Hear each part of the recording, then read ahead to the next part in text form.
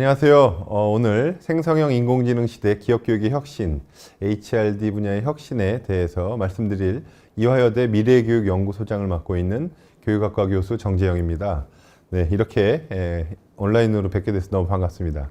오늘 말씀드릴 주요 내용은 디지털 대전환과 생성형 인공지능 시대의 도래, 변화의 측면을 살펴보고 기업교육의 혁신 방향, 그리고 생성형 인공지능의 등장과 챗GPT를 올바르게 사용하기에 대한 내용에 대해서 말씀드리도록 하겠습니다.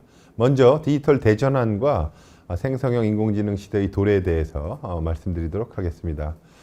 디지털 전환이라는 용어가 이제는 일상적으로 쓰이는 용어가 된 것 같습니다. 4차 산업혁명으로 디지털 전환이 처음 시작됐다면 코로나19를 지내면서 이제는 비대면, 디지털로의 만남이 일상화된 계기가 됐다라고 할 수 있고요. 이렇게 변화의 속도가 더 빨라지게 된 계기가 됐다라고 할 수 있겠습니다. 1, 2, 3, 4차 산업혁명 얘기 많이 이제 논의를 했는데 이제는 차수에 대한 전환을 얘기하기 어려울 정도로 빠르게 세상이 변화하고 있다라고 할 수 있겠습니다. 벌써 셌으면 5, 6, 7차, 8차 막 산업혁명이 논의될 텐데 이제는 그런 차수 전환이 어려운 상황이라고 할 수 있겠는데요. 이제 AI를 활용하는 다양한 도구들이 일상생활에서 굉장히 많이 쓰이고 있습니다. 음식점에서 서빙하는 로봇을 비롯해서 햄버거 가게에 햄버거를 만드는 로봇, 또 음식, 커피, 이런 다양한 로봇들이 등장하고 있고요. 미국에서는 종합병원의 약사를 대체하는 로봇까지도 등장을 했다고 하고, 또 법률 서비스 등등등 다양한 AI 활용이 늘어나고 있는 추세다라고 할 수 있겠습니다. 우리 삶의 대부분이 디지털로 기록되고 있다라고 해도 과언이 아닐 정도로 많이 활용되고 있다라고 할 수 있고요. 이런 디지털 대전환의 특징을 크게 세 가지로 요약해 볼 수가 있는데, 첫 번째는 첫 화면에서 보여드린 것 같이 디지털 전환의 속도가 가속화되고 있다, 속도가 굉장히 빨라지고 있다라는 것이 첫 번째 특징이고요.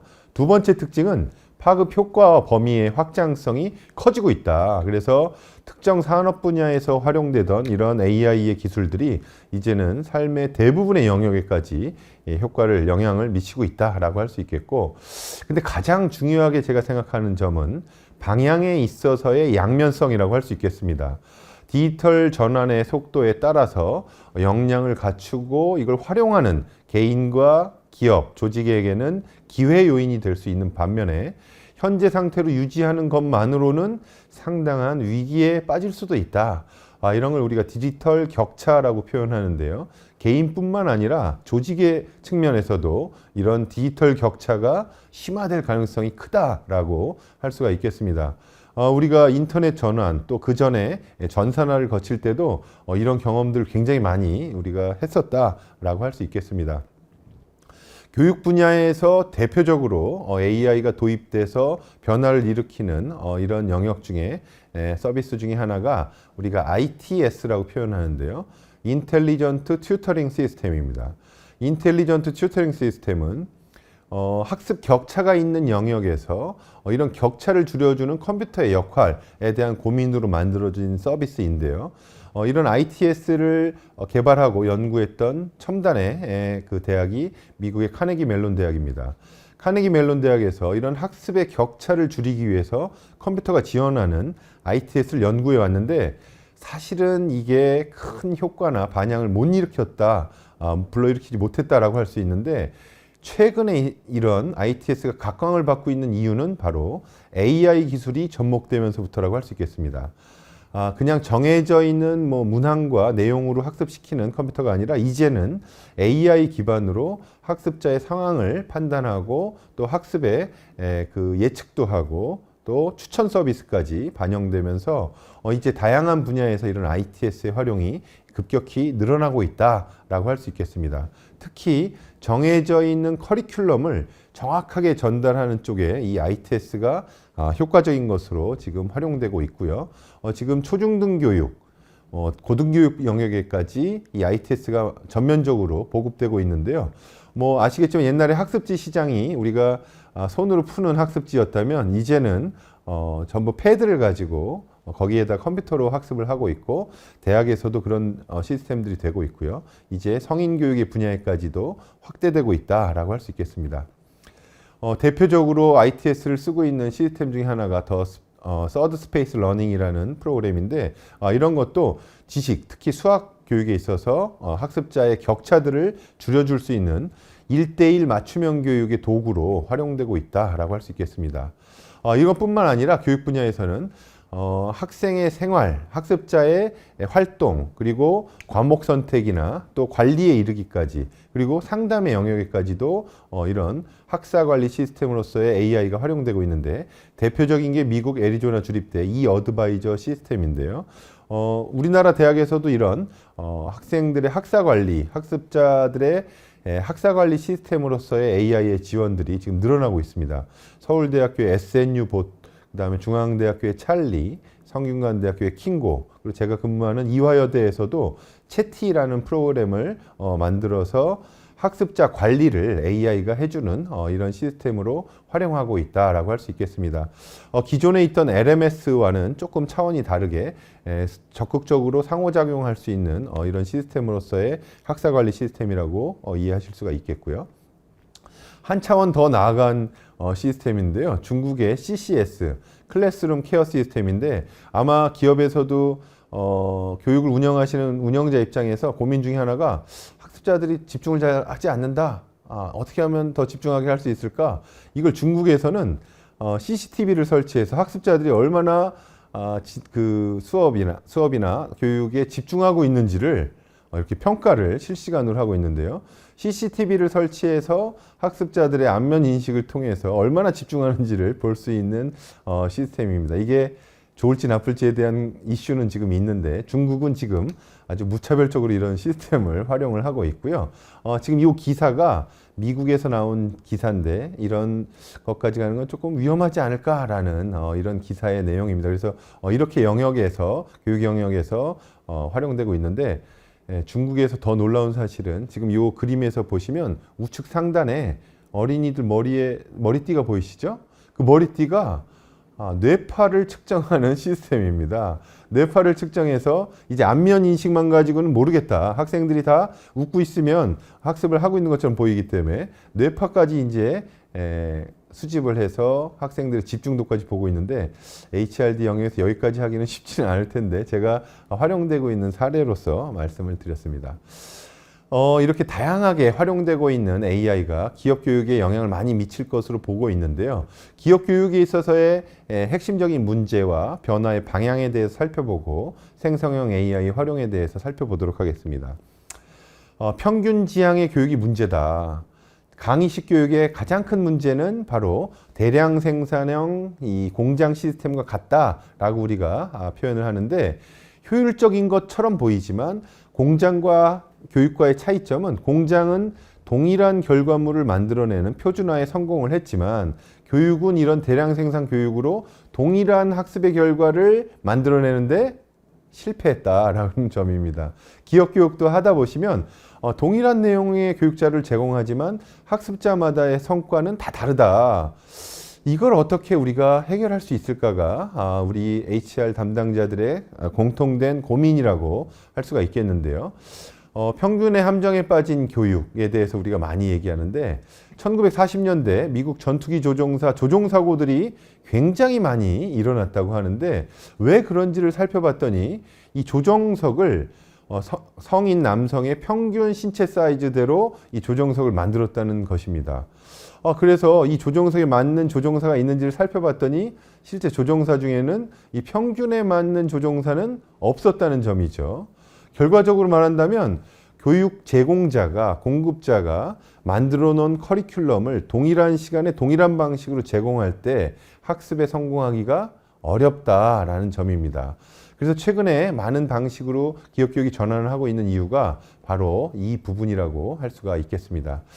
그래서 아인슈타인도 이런 근대식 교육의 문제점을, 모두가 재능이 다 다른데 동일한 것을 같은 시간에 제공했을 때는 모두를 바보로 만들 수 있다라고 지적한 부분도 이런 대량 생산 교육의 한계다라고 우리가 표현할 수가 있겠습니다. 또 한 가지 중요한 이 기업 교육의 문제점 중에 하나가 생존자 편향의 문제가 있진 않나라고 고민해 볼 필요가 있겠는데요. 또 2차 세계대전 중에 이런 스토리가 있는데, 폭격 임무를 띠고 출격을 했는데 전투기 중에서 귀환한 전투기의 대부분이 날개와 꼬리 부분에 총격을 맞았다는 겁니다. 그래서 그러면 이렇게 격추되는 비행기를 줄이기 위해서 꼬리와 날개 부분을 좀 보강해 가지고 다시 한번 출격을 했는데 결과는 어떻게 됐을까요? 결과는 동일한 비율로 추락을 했다는 겁니다. 왜 그랬는지를 살펴보니까 추락한 전투기들은 대부분 엔진이나 조종석에 총을 맞았는데 이 추락한 비행기를 조사하지 않고 생존한 비행기만을 조사했기 때문에 보강해서 이런 문제를 해결하지 못했다는 거죠. HR 담당자들의 고민은 잘 따라가는 사람들, 성공적인 학습자들을 보면서 프로그램을 설계하고 그 다음 과정을 진행하는 경향이 있지 않나라는 고민이 우리에게 필요하다라고 할 수 있겠습니다. 결과적으로 기업이 잘 되려면 잘하는 사람은 더 잘하게 해야 되지만 이 미달하는 사람들의 이 HR을 어떻게 HRD를 할 것이냐에 대한 고민이 필요하다. 그래야만 기업의 성과를 높일 수 있지 않을까라는 부분이라고 할 수 있겠습니다. 그래서 실패한 학습자들에 대한 관심이 더 중요한 이유다라고 표현할 수가 있겠습니다. 그러면 AI를 도입할 때 미래 교육의 핵심적인 방향은 어떤 것이냐? 크게 세 가지 질문에 우리가 답을 고민해 봐야 된다라고 제안드리고 싶은데, 첫 번째는 왜 혁신이 필요할까? 그리고 어떤 교육을 지향해야 할 것인가에 대한 질문, 그걸 우리가 Y라고 표현할 수가 있고요. 두 번째는 현재 교육 내용, 빠져야 될 부분과 또 새롭게 들어가야 될 부분이 무엇인가에 대한 내용적 고민, What, 무엇을 가르칠 것이냐에 대한 교육 내용 구성에 대한 질문이라고 할 수 있고요. 마지막 세 번째 질문은 How, 이런 새로운 디지털 혁신 기술을 동원해서 교육의 방식을 바꿈으로써 학습자들이 모두 성공할 수 있도록 하는 방법을 찾는 것이 중요하다. 이 세 가지 Why, What, How에 대한 질문에 대해서 고민하는 것이 기업교육 혁신의 중요한 질문이다라고 말씀드릴 수가 있겠습니다. 첫 번째, Why와 관련해서 맞춤형 교육이 필요하다, 개인화된 교육이 필요하다라는 부분인데요. 맞춤형 교육의 기본 개념, 원리는 벤자민 블룸이 제시했던 완전학습 이론이라고 할 수가 있겠습니다. 완전학습 이론은 이런 대량 교육 체제가 왜 실패하는가에 대한 답을 제안한 이론이라고 할 수 있는데, 개인별 학습의 성과는 개인별로 학습에 필요한 시간분의 학습에 활용한 시간이라고 우리가 정의할 수 있다는 것입니다. 중요한 것은 개인별로 학습에 필요한 시간이 다르다라는 점이죠. 개인별로 학습에 필요한 시간이 다른데 학습자에 대한 진단이 없이 공급이 된다면 동일한 내용의 동일한 방식의 동일한 시간을 제공했을 때 결과적으로 일부는 학습에 성공할 수 있지만 또 많은 다수는 학습에 실패하게 된다라는 측면입니다. 지금 우리 기업에서 교육을 담당하고 계신 분들이 갖고 있는 기본적인 고민이라고 할 수 있겠는데요. 모두가 학습에 성공할 수 있으면 얼마나 좋겠는가 하는 부분이라고 할 수 있습니다. 그렇다면 가장 먼저 해야 될 부분은 바로 학습에 필요한 시간, 개인별 차이를 우리가 판단해내는 것이 중요하다. 그리고 정확하게 그러한 시간이 활용됐는지에 대해서 우리가 확인하는 것이 중요하다라고 할 수 있겠습니다. 결과적으로 이렇게 될 때 모든 기업의 구성원들이 학습에 참여해서 성공할 수 있는 경험을 할 수 있다라고 할 수가 있겠습니다. 그런데 이런 이론은 우리가 다 알겠어. 그런데 이걸 구현하려면 어떻게 해야 될까? 이게 이제 구체적인 질문이라고 할 수 있겠는데요. 사실은 이걸 구현하는 게 굉장히 어려웠습니다. 이걸 제일 잘하는 방법을 벤자민 블룸은 이런 평균적인 어떤 교육의 성과, 이걸 우리가 정상분포 곡선이라고 표현하는데요. 교육을 실시했을 때 나타날 수 있는 결과는 이렇게 정상분포 곡선처럼 아주 잘하는 사람과 아주 못하는 사람과 평균인 사람, 이렇게 구성이 된다고 할 수 있는데, 이런 교육의 효과를 평균을 1시그마, 2시그마 정도 높일 수는 없을까? 이 실험을 해봤는데요. 실제 그 결과를 살펴보면 컨벤셔널한 지식 강의에서는 아까 말씀드린 이 성과가 나왔다면, 같은 교육을 하고 형성평가를 해서 부족한 부분만 알려줘도 알려줘도 평균이 1시그마 정도 이동할 수 있다라는 것을 발견해냈는데 모두가 성공할 수 있는 평균이 2시그마 정도 이동한다라는 결과를 나타내려면 어떻게 해야 되느냐? 제일 좋은 건 학습자 한 명당 한 명의 사람이 붙어서 튜터링을 해주면 이런 교육의 성과를 낼 수 있는 것으로 결과적으로 나타났습니다. 그런데 이렇게 할 수 없는 이유 중에 하나가 기업교육을 해보셨으면 다 아시겠지만 모든 학습자에게 한 명씩 튜터를 붙여준다는 건 사실상 불가능하죠. 그래서 이런 부분을 어떻게 하면 해결할 수 있을까를 고민해 왔고 그 중에 많은 경우에 이러닝이라던가 이 온라인 교육을 통해서 본인에게 맞는 학습 시간을 갖도록 이렇게 제공해 온 것이 현재의 모습이라고 할 수 있는데요.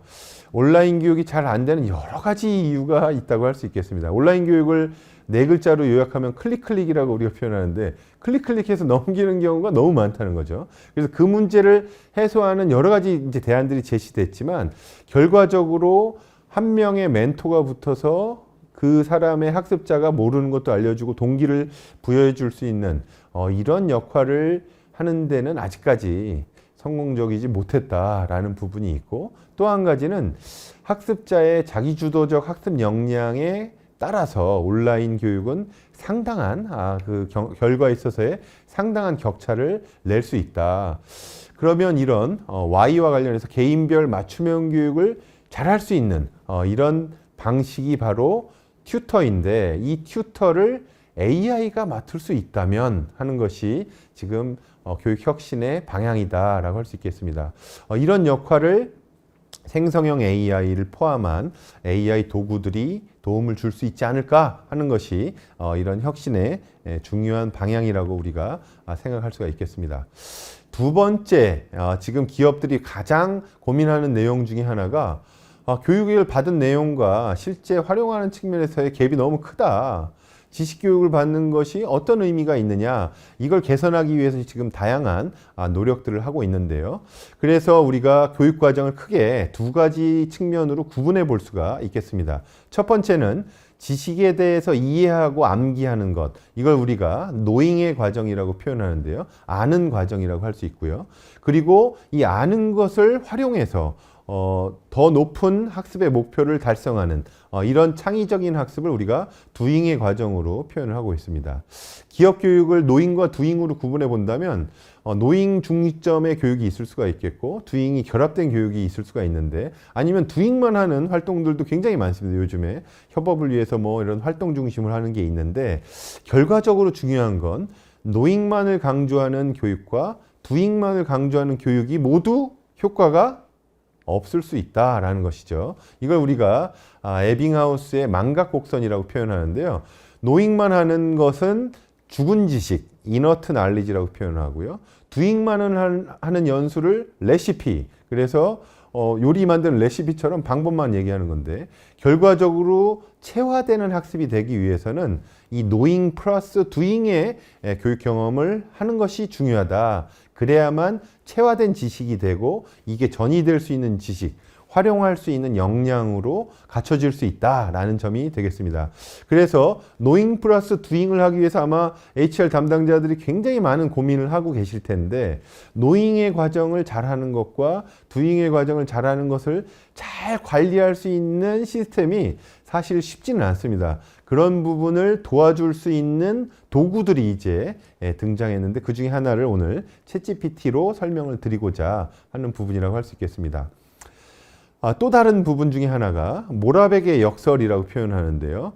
이 내용도 많이 이제 들어보셨으리라고 생각되는데 카네기 멜론 대학의 모라백 교수가 인간에게 아주 쉽게 해결될 수 있는 일이 컴퓨터에게는 어렵고 컴퓨터에게 쉬운 일이 인간에게는 어렵다. 그러면 인간에게 쉬운 일을 컴퓨터가 못하는 일을 인간이 담당하고 인간은 오래 걸리는 이런 일들을 컴퓨터에게 맡긴다면 가장 최적화된 성과를 낼 수 있지 않을까라고 우리가 모라백의 역설을 활용할 수가 있다라는 생각이 있습니다. 컴퓨터가 인간보다 잘하는 AI가 더 잘하는 것은 반복적으로 예측하고 정확하고 빠르게 계산하는 것. 그리고 대규모 데이터를 이해하고 해석하는 것, 이런 것들은 인간이 한다면 굉장히 오래 걸릴 수 있는 일인데 컴퓨터가 AI가 하면 훨씬 더 잘할 수 있는 영역이라고 우리가 표현하고요. 인간이 기계보다 더 잘할 수 있는 이런 영역에 대해서는 뭐 업무 영역에 따라 다르겠지만 결과적으로 본다면 창의적인 영역, 그리고 융합하는 역량, 이런 것들은 인간이 AI나 기계보다 훨씬 더 잘할 수 있는 역량이다라고 할 수 있겠습니다. 결과적으로 교육이나 학습의 내용, HR의 내용에 있어서도 결과적으로 기계를 잘 활용하는 역량 플러스 인간이 더 잘하는 역량에 초점을 맞춰야 될 필요가 있겠습니다.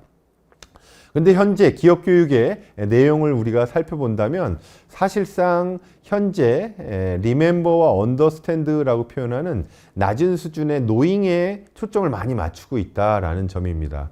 노잉만 강조할 경우에 아까 말씀드린 대로 무의미한 지식, 이너트 날리지가 될 가능성이 높은데, 그런데 기업 교육의 담당자들의 고민은 리멤버와 언더스탠드도 잘 안 되고 있다라는 측면이라고 할 수 있겠습니다. 강의식 교육으로 한다면 리멤버와 언더스탠드만도 잘 학습시키기가 어렵다라는 측면이라고 할 수 있고요. 그래서 이런 강의식 수업의 한계를 뛰어넘는 방식으로 하이브리드 러닝을 우리가 많이 활용을 하고 있습니다. 하이브리드 러닝은 하이테크를 활용해서 사전에 학습자에게 수준과 속도에 맞는 학습을 사전에 먼저 하는 것, 여기에 하이테크를 활용하는 것이 중요하다라고 할 수가 있겠고요. 그런데 놀라운 사실은 아무리 좋은 하이테크나 온라인 이러닝 자료가 있어도 학습자가 동기화되어 있지 않고 지속적으로 집중하지 않으면 학습이 이루어지지 않는다는 측면입니다. 그래서 교육 담당자의 가장 중요한 부분은 학습자 개인별로 동기를 부여해주고 또 정서적 지원, 응원을 통해서 열심히 할 수 있도록 하는 역할, 이 역할이 이제 가장 중요하고요. 여기에 플러스로 우리 교육과정 설계에 있어서 두잉의 활동을 훨씬 더 많이 넣어줘야 된다라는 것입니다. 이게 배운 지식을 가지고 어플라이, 애널라이즈, 이밸류에이트, 크리에이트 할 수 있는 이런 학습의 내용을 구성해 줘야 된다라고 할 수 있는데, 이게 HR 담당자가 할 수 있는 하이터치의 역할이라고 우리가 표현을 하고 있습니다. 결과적으로 말한다면 오케스트라의 지휘자처럼 이런 전체의 교육과정을 설계하고 운영하는 전반의 지휘자 역할을 HR 담당자가 해야 된다라고 할 수가 있는데요. 그걸 하이테크를 활용하고 또 하이터치까지 해줄 수 있는 이런 교수 설계자가 돼야 된다. 이걸 그래서 하이터치, 하이테크 교육이라고 요즘에 표현을 하고 있습니다. 하이터치, 하이테크 교육을 설계하는 담당자가 바로 주인공이 바로 오늘 강의를 듣고 계시는 HR 담당자 분들이라고 말씀드릴 수가 있겠습니다.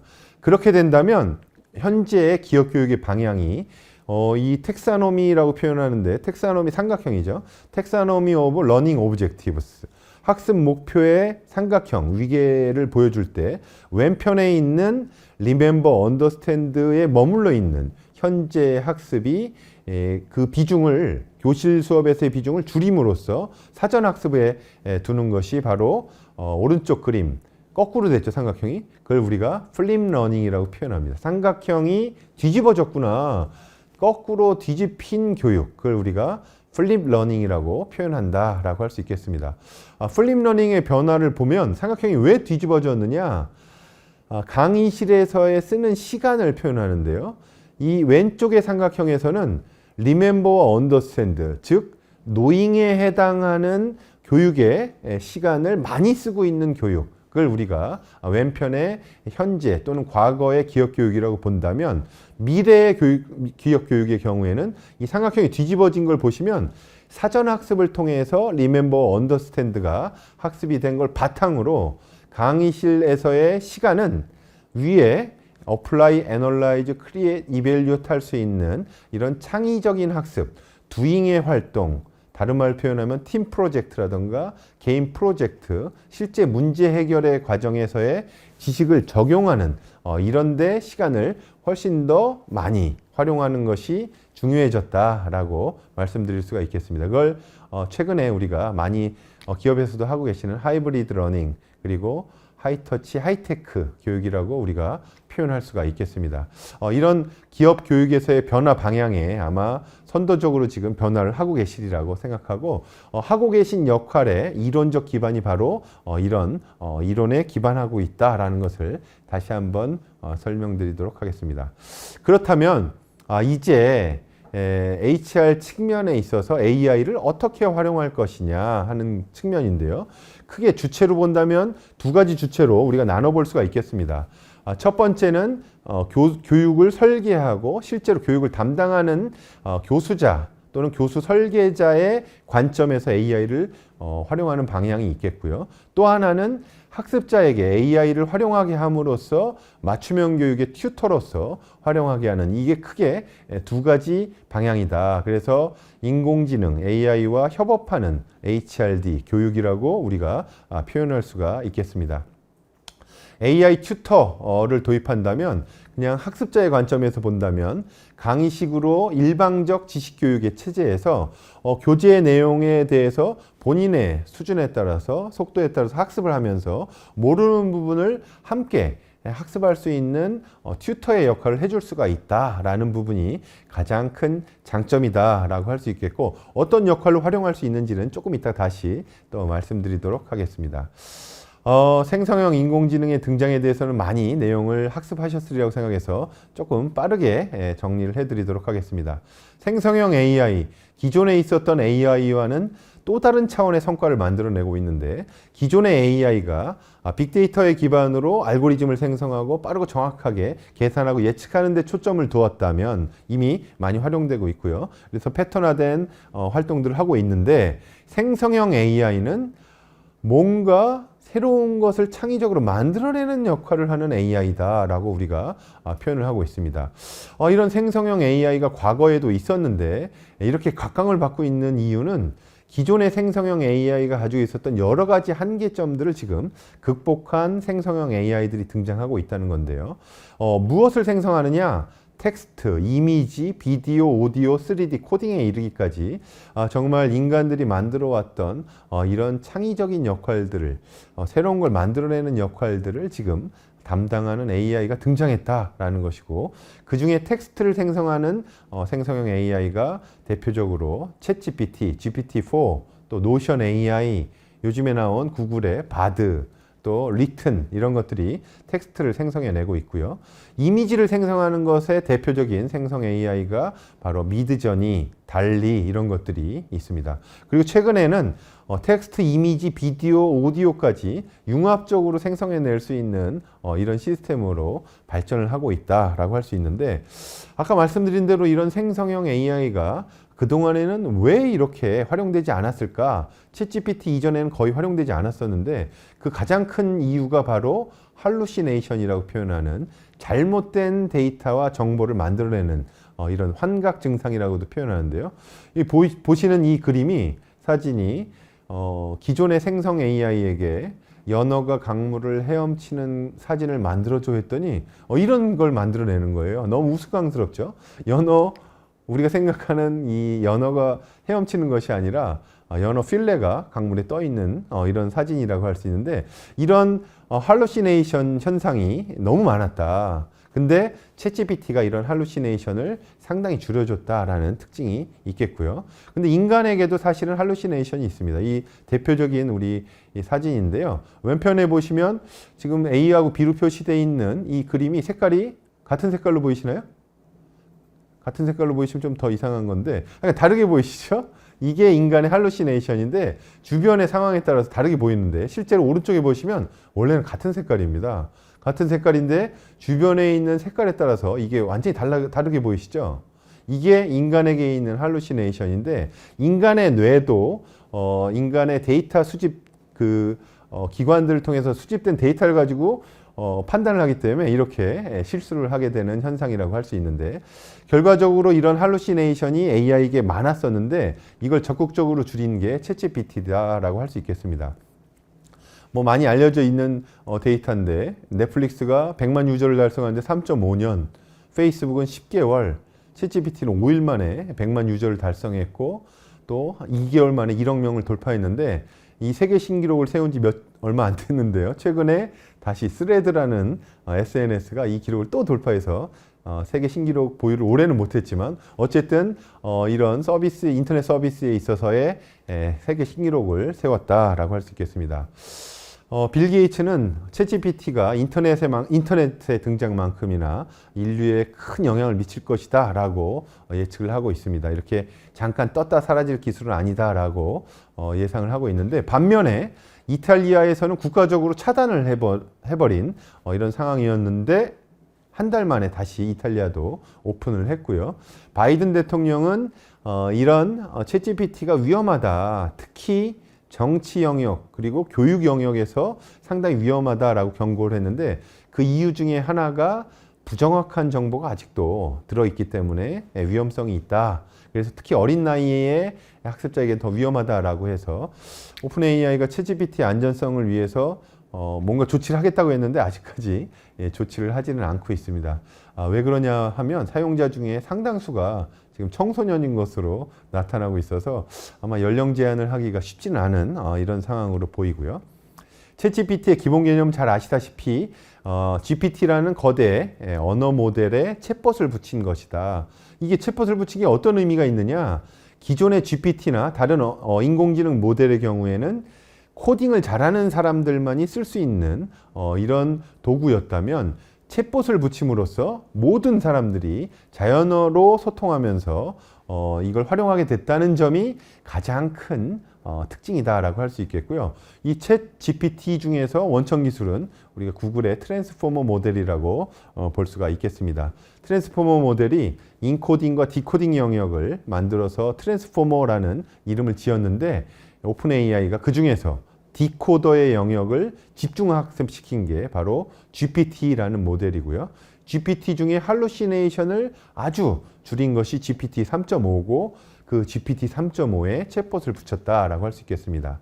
기존의 챗봇과 차이점은, 기존의 챗봇은 슈퍼바이즈드 러닝이라는 형태의 학습 방식으로 정해져 있는 질문과 답변 세트만 답을 한, 정확성은 높지만 답변의 영역이 한계가 있었다면, 챗GPT, 바드, 리튼 경우에는 질문에 대한 답변을 생성해 주기 때문에 거의 대부분의 질문에 답변을 할 수 있다라는 점이 차이가 있고요. 구글이나 네이버 같은 검색 엔진은 원자료를 검색해서 제공해 주는 것과 달리 이 챗GPT는 질문에 대해서 확률적으로 답변을 만들어준다라는 점이 큰 차이점이다라고 할 수 있겠습니다. 그래서 한편으로는 정확도가 떨어질 수는 있지만 모든 걸 답변해 줄 수 있다는 장점이 있고요. 한편으로는 그 답변에 대한 레퍼런스를 정확하게 답변해 주지 못한다라는 점이 또 하나의 특징이라고 할 수 있겠습니다. 그래서 그런 부분들의 이런 도구의 특징을 잘 이해하고 활용하는 것이 중요하다라고 할 수 있겠습니다. 챗 GPT가 기반이 된 GPT는 1, 2, 3까지 파라미터의 개수가 급격히 상승했는데 1년에 한 번씩 파라미터가 늘어났는데, 파라미터라는 것은 기억과 인지 기능을 담당하는 인간의 시냅스와 같은 역할입니다. 그래서 1억 개, 15억 개, 1750억 개로 급성장한 걸 보면 상당히 똑똑해졌구나라는 것을 우리가 이해할 수가 있는데, 그 다음에 GPT 3에서 3.5까지 2년 이상이 걸렸는데, 이 기간이 휴먼 피드백을 통해서 할루시네이션을 급격하게 줄이게 된 계기가 된 과정이 바로 휴먼 피드백이다라고 우리가 설명할 수 있겠습니다. 여기서 말하는 강화학습이라는 게 AI가 학습하는 방식인데요. 인간이나 동물을 학습시킬 때도 하는데, 잘한 행동에는 상을 주고 못한 행동에는 벌을 주는 방식이 바로 강화학습인데, 휴먼 피드백이라는 건 인간이 이런 결과물에 대해서 피드백을 줬다라는 점이 특징입니다. GPT-4는 3월 달에 출시가 됐는데, 아마 파라미터가 아직 발표는 안 됐지만 5천억 개에서 1조 개로 더 많이 똑똑해졌다라는 것을 우리가 예상할 수가 있겠습니다. 이게 오픈 AI에서 공개한 성능 테스트 결과인데요. 미국에 있는 대부분의 시험에서 파란색으로 나타나는 GPT 3.5가 합격하지만 낮은 수준이었다면, GPT-4는 이게 이제 영역별로 파인 튜닝 하지 않은 일반 모델로 시험을 본 건데요. 이 성능이 상당히 높아졌다. 미국에 있는 변호사, 의사, GRE, SAT에서 전부 높은 점수를 보여줬다는 건데요. 한편으로 보면 좀 약간 씁쓸한 결과인 게, 3.5보다 4.0 쓰는 게 좋겠다는 마케팅이 아닌가 이런 생각이 듭니다. 3.5는 무료고 4.0은 한 20불 정도 하고 있는데 우려되는 부분은 이제 5.0, 6.0이 되면 얼마나 받을지 이게 고민입니다. 왜냐하면 어떤 AI 도구를 사용하느냐에 따라서 그 사람의 역량이 증폭되는데 더 정확하고 좋은 AI를 쓰는 개인과 조직이 훨씬 더 큰 역량을 발휘할 수 있지 않을까 이런 예측이 들어서 국내에서 개발하고 있는 이런 생성형 AI가 빨리 좀 잘 만들어지기를 기대하는 바람도 있습니다. 경쟁이 있어야 가격이 안정되지 않을까라는 생각이 들고요. 말씀드렸던 휴먼 피드백에 대한 기술적 내용입니다. 챗GPT가 많이 활용되는 부분이 방송 원고라든가 이런 데서 많이 활용되고 있고요.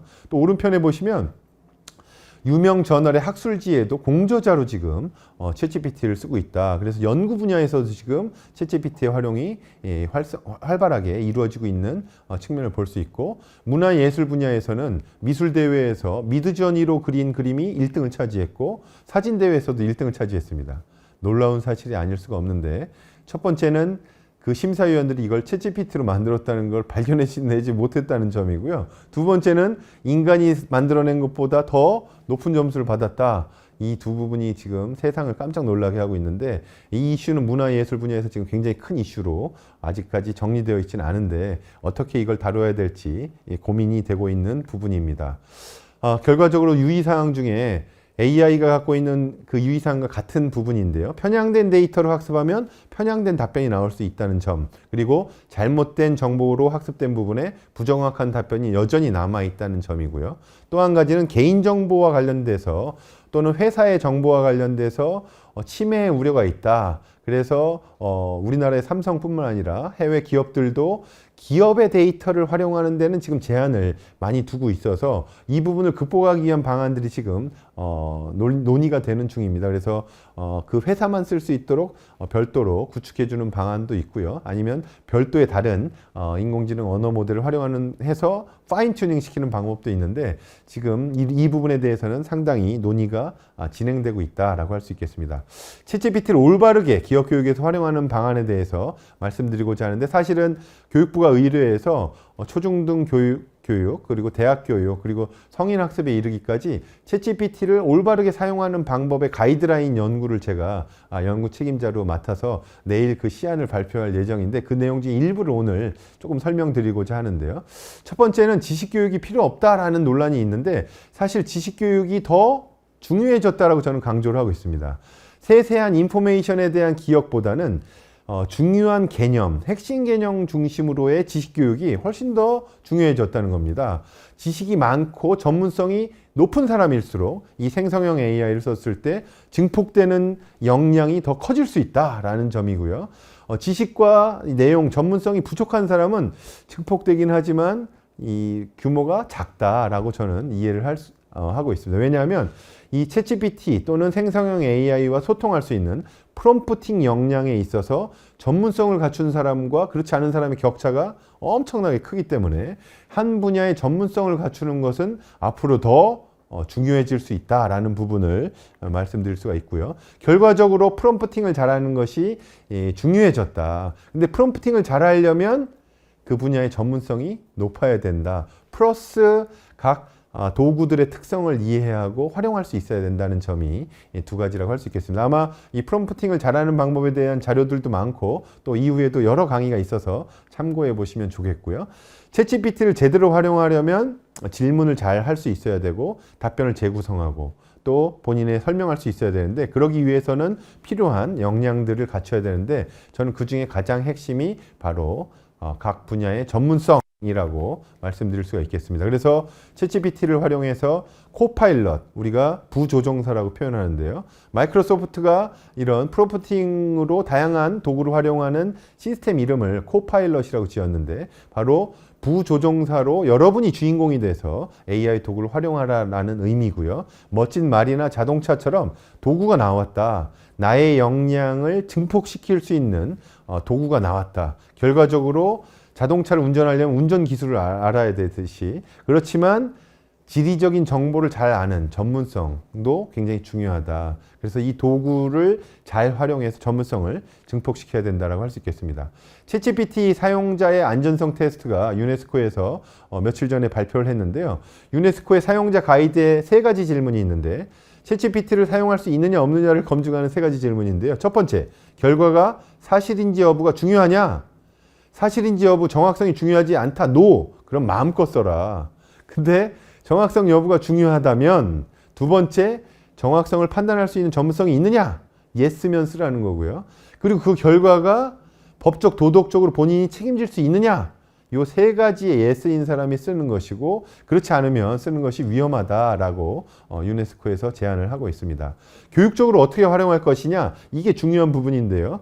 아마 기업 HR 담당자들이 학습자들의 학습을 설계해 줄 때 챗GPT를 활용해서 이런 과업들을 부과하는 게 중요하다. 첫 번째는 아이디어를 도출하는 과정에서 활용할 수가 있겠고 어떤 주제를 주고 개인별 토론 상대자로 활용할 수가 있다. 세 번째는 협력적 코치의 역할을 부여해 줄 수가 있고요. 그다음 가이드, 개인 튜터, 학습의 디자이너, 탐색의 도우미, 학습의 동료, 동기부여자, 즉각적인 평가와 피드백 이런 것들을 학습 과정에 설계해 줄 수 있다는 겁니다.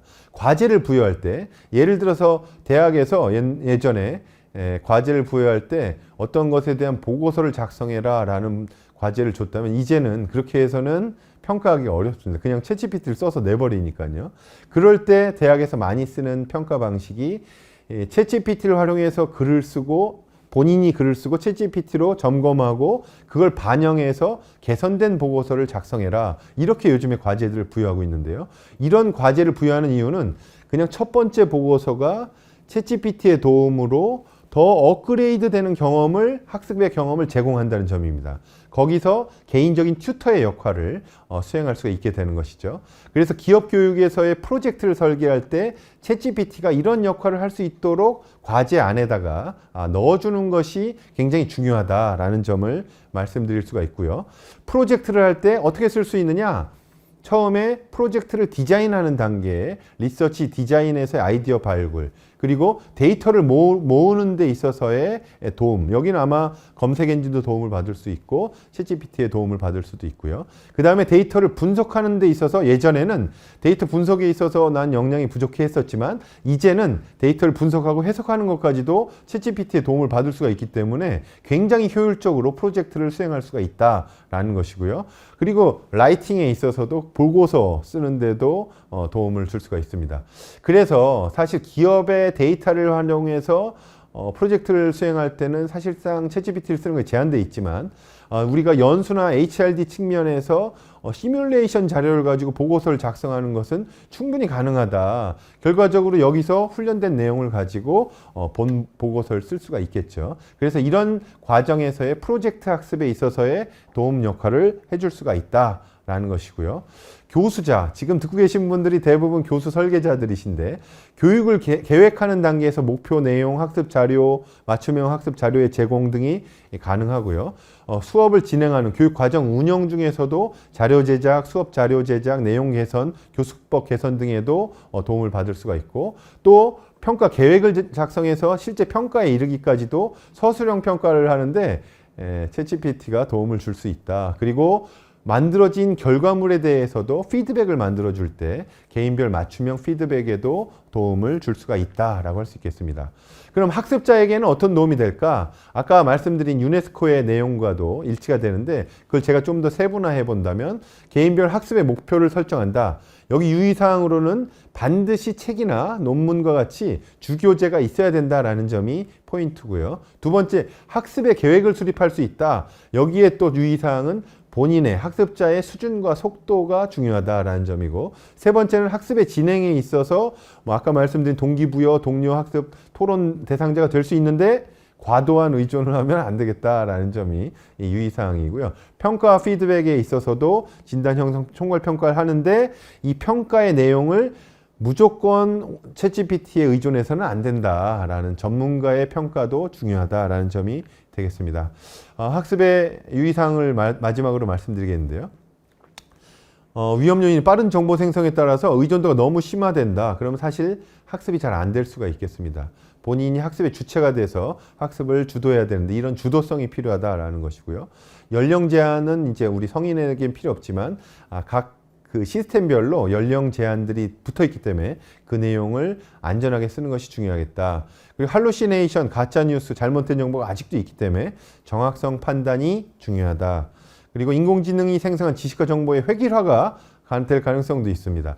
매번 답변이 다르지만 또 살펴보면 거의 유사한 내용들을 담고 있어요. 그래서 인간의 창의성이 더 중요한 부분을 고려해야 된다라는 측면이고요.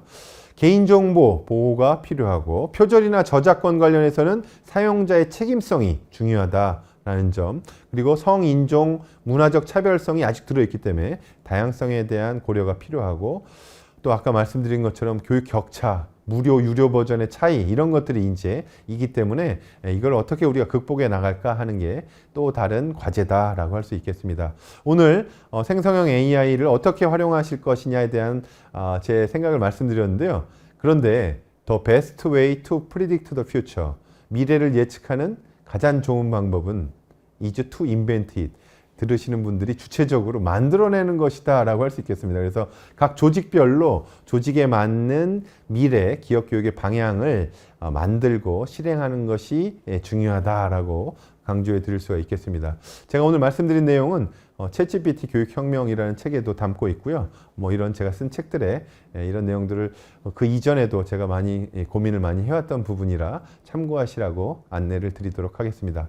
오늘 강연이 도움이 되셨기를 기대하고요. 또 많은 자료들이 또 있으니까 또 학습하시고 각 조직과 기업에 맞는 또 미래 교육의 방향, HRD의 방향을 만드시기를 기대하겠습니다. 또 다른 기회에 뵙기로 하고 오늘은 이상 마치도록 하겠습니다. 고맙습니다.